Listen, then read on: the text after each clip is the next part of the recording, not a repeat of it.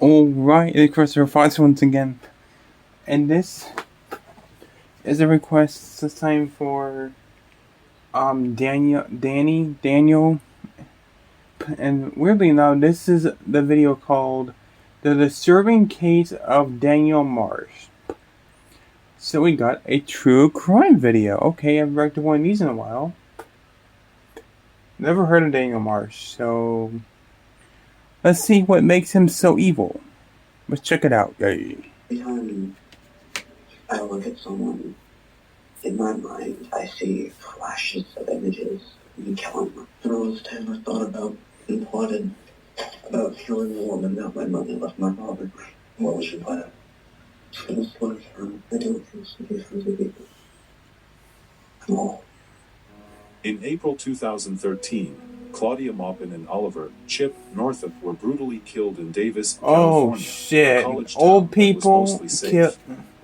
The elderly couple who loved each other was killed in their bedroom. This is gonna get The dark way and they were fucked killed up shocked the already. community and the police. So, let's find out more about this case, shall we? Hello and welcome to Twisted Crimes. I guess trigger warning, people. It's about to get dark and fucked up here very soon. Claudia Maupin was a 76-year-old grandmother who was loved by everyone and was involved in the Unitarian Church in Davis. She and her husband did enjoy life to the fullest as much as she can with her families and friends.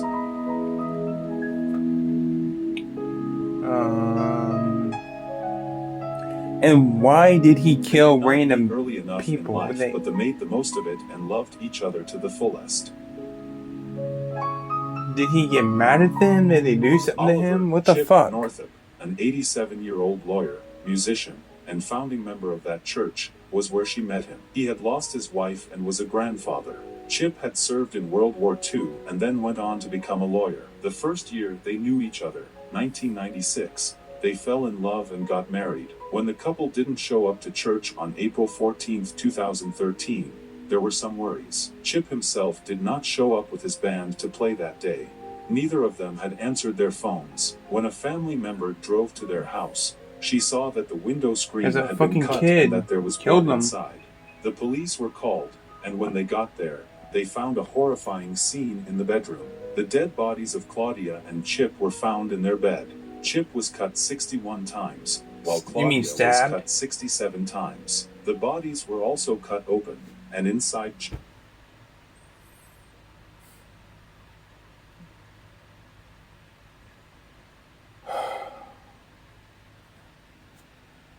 stomach they found a drinking glass, and inside Claudia's stomach they found a cell phone. Some organs in their bodies were also taken out. What the fuck? A teenage boy from Davis is headed to trial for the murders of an elderly couple in their home. KTRA 3's David Bienick is live at the Yolo County Courthouse, where a judge ruled this afternoon there is enough evidence against the kid to take the next step. David? Lisa, good evening. The evidence at today's preliminary hearing here in Woodland was hard to square with the image of a boy who just a few years ago was praised as a hero for saving his father from a heart attack. The details today were graphic and gruesome, and so we should warn you for some viewers. At first, the police don't didn't show know what it. to do because I'll be pissed the fuck off if you show no clues at the scene. No DNA, fingerprints, or tracks were found. The house also didn't seem to be missing anything. The FBI was also brought in, and after about 2 months of looking into the case, they got a big break. Oh, Jesus. No one saw this coming after chasing no leads for a couple of months. As the police kept asking the neighbors questions, 67 times each. What the fuck is wrong with this fucking planet? And looking for possible suspects, they got a hint about who the killer was, but it was hard to believe the information. A high school student who was 17 years old called 911 and said he knew who killed the couple. Emergency. Can this be anonymous? What are you reporting? Triple homicide that happened at April. Are you reporting that, or you have information regarding that? I have information regarding that. What are you calling to report, sir? The double homicide that happened in April this year. What can you tell me about that? Everything, actually. Everything? Daniel Marsh. Yeah, that's him. Dan Marsh. he cut open the stomach of both the people. That is fucked up. And he put a bone in the woman and a cup in the guy. The reason why I want to remain anonymous is because if the mom finds out, she will... Very sick and twisted fucking... He said that the murderer was his best friend. That is the eyes of a 15-year-old fucking Daniel killer right Marsh, there. And that Marsh had told him about what he had done on the night of April 13th, 2013. He was brought in by the police to give a full detail report on his friend. Killing people a lot. I didn't even take it seriously. That's... Well, killed someone. He cut both of them open. Oh, it's his friend, never Just to mind. see the insides or something. And then he went to the woman, I think, and he wanted to know how an eye looked like. So he tried taking I had it to see it, out. but his friend looks like a So creep then He too. said it was really hard, so he couldn't do it. Why did it take you until now to speak to us? Because, I don't know, actually. I was afraid. Daniel Marsh's childhood was full of ups I'd be and downs. afraid too. After having an affair with another lady, his mother left his father when he was approximately 10 years old. Over time, he had started to feel sad, so he was given medicine to help. Every time I look at I'm sad too, but I know Jason Voorhees people go into run people's houses, and Jason Voorhees are fucking asses. someone, in my mind, I see flashes of images of you killing them. And all this time I thought about and plotted about killing the woman that my mother left my father. What was your plan? It was for him. Daniel started drinking and smoking pot when he was a teenager. In 2011, he was also No treated surprise for there. anorexia. Daniel said he had been thinking about killing people for a while, but it wasn't until he told his counselor about it in late 2012 that police were called to the school. About the kids that, there's always that one outcast. Dad and mom's But- when you were pretty young. What got him the motivation to do that? And then mom basically left and abandoned you or your family. It's, for like 3 or 4 months. I used to, harm myself. I see a scar too there, yeah. Daniel was taken to the hospital, and his medicine was changed. The same thing happened when he talked about wanting to kill himself and torturing and killing people around him in early 2013. The police officer who talked to Jesus Daniel Christ. then decided that he did not pose a threat to himself or anyone else, so nothing was done. But Daniel went through with the murder in April of that year. Daniel was caught in June 2013 after a friend who he had told about the murders called 911. Initially, when he was being questioned, he denied having anything to do with the murders. He looks creepy. He looks like a fucking creep. By this fucking shot. By the camera. Couple's house and stabbed them, killed them, about 100 people. Why are you ruining my life? Why should I? I'm not ruining your life. I'm trying to solve a homicide, a double homicide. You kill them in such a disgusting way. To try to make other people understand, because I see it. I need help. Okay. That's the first step. You need the death But when warrant. they pushed him, he told them the truth. For 5 hours, he told them about his life and talked in great detail about the You just sit murders. here and all think lies to everyone. I am. You guys are threatening me with what? The truth. Getting arrested for 2 murders. I am so scared right now. Of course, I'm going to do anything I can to try and say that I didn't do this. If you want to help me and don't ruin my life, anything, send me to the psychiatric hospital.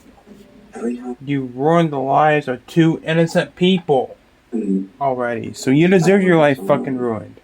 In my mind, I see flashes of images of you killing. When was the first time you started thinking about killing people down the street? I didn't.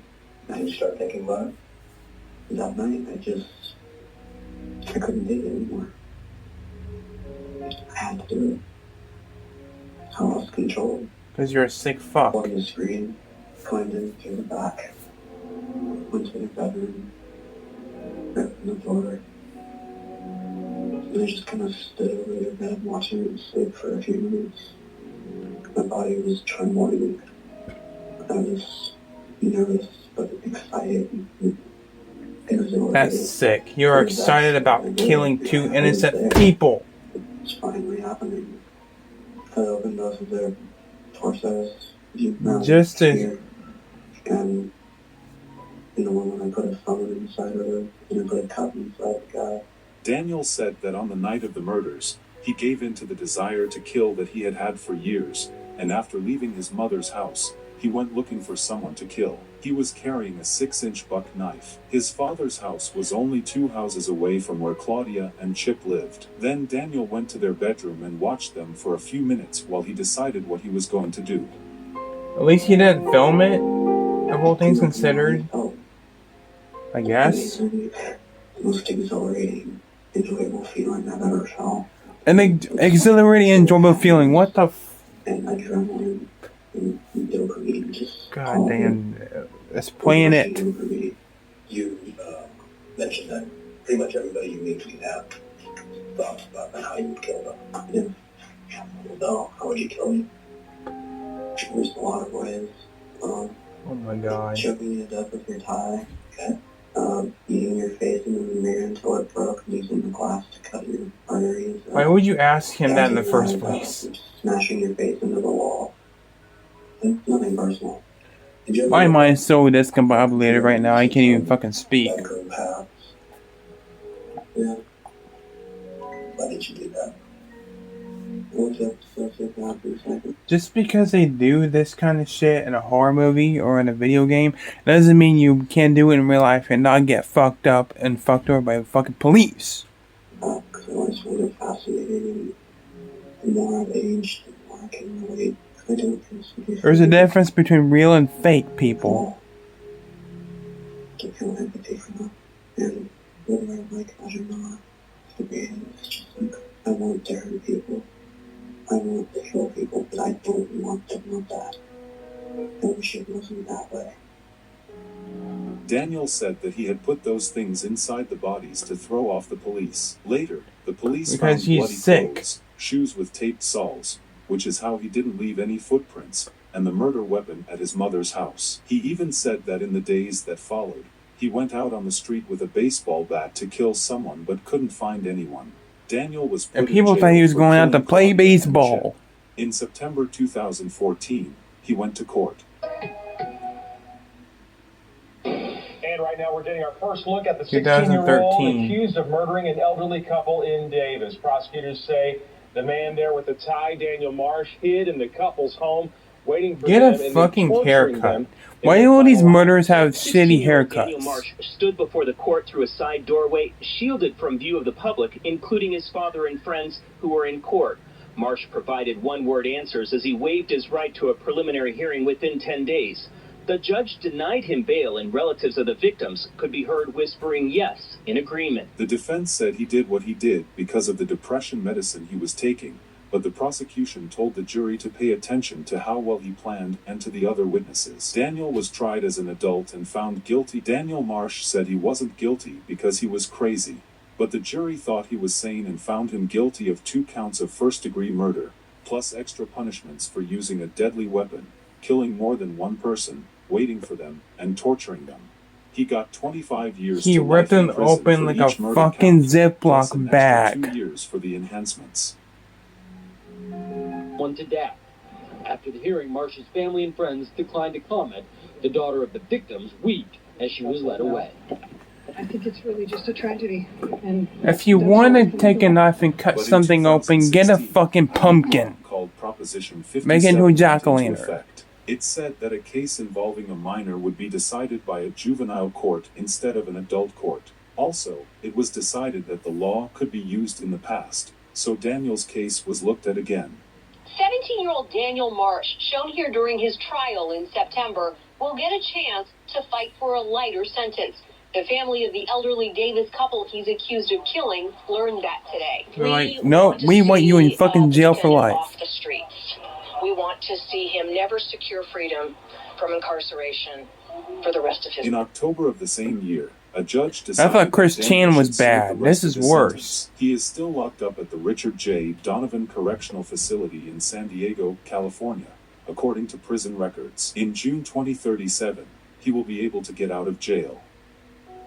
No, he should never be able to get out of fucking jail. That's probably one of the most fucked up things I've ever heard of. One of the most fucked up stories I've ever heard. Oh my god. But that was a very interesting video, though. I didn't enjoy it per se, but I actually do find this stuff interesting, but it pisses me off when he killed these people and they didn't fucking deserve it, and he killed them in such a disturbing way. I mean, putting shit in their fucking open up chest. He literally ripped them fucking open like it was a fucking trash bag full of fucking sticks. Guys, if you wanna take a knife and cut something open, get a pumpkin. Okay? Get a fucking watermelon. Stop killing people. God, this guy deserves a rot in prison. But I do find this stuff interesting, though. I really do. This was an interesting case, very disturbing, but very interesting as things go. But yeah.